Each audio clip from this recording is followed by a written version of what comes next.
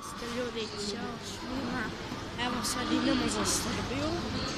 Kako možete da vidite, ja sam ovdje, tu je moj gate, kapija, i ja vam se javljam kada mi krene avion.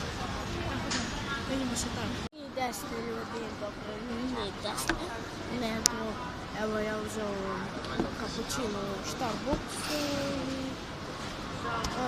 sad ga pijem i čekam avion. Dosadno, imam još sat vremena da avion. Teško je tako.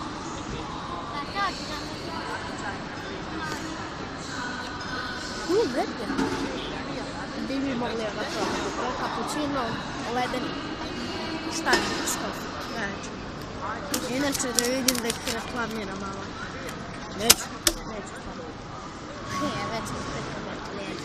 Znači ja vam se javljam, stvari, kad popijem ovo ili kad mi avion krene. Vidimo se. Evo naš avionu, ja vam se javljam kada stignemo u Beograd. Tako da se vidimo kada ja stignem u Beograd. Stvari, možda i snimam nešto u avionu. And this should be a very short-lived, ladies and gentlemen, that we can automate this flight more comfortable.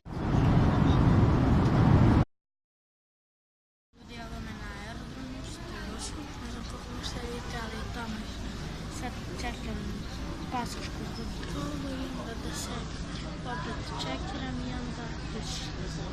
Tako da vam se ja javljam kada sve to završim. Sad je nekih 10 i... Malo mi kasni sat. 10:37.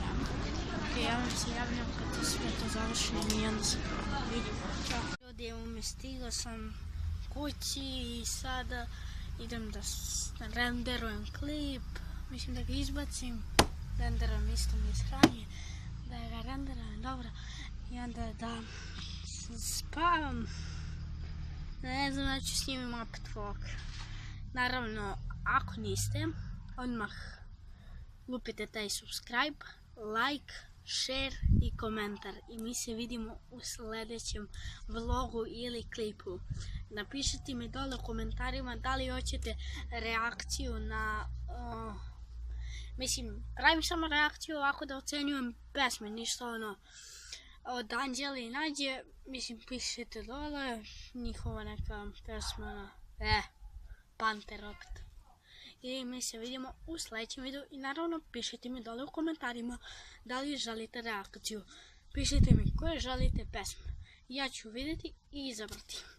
Tako da se vidimo u sljedećem klipu. Do tada imate jedan veliki pozdrav mene.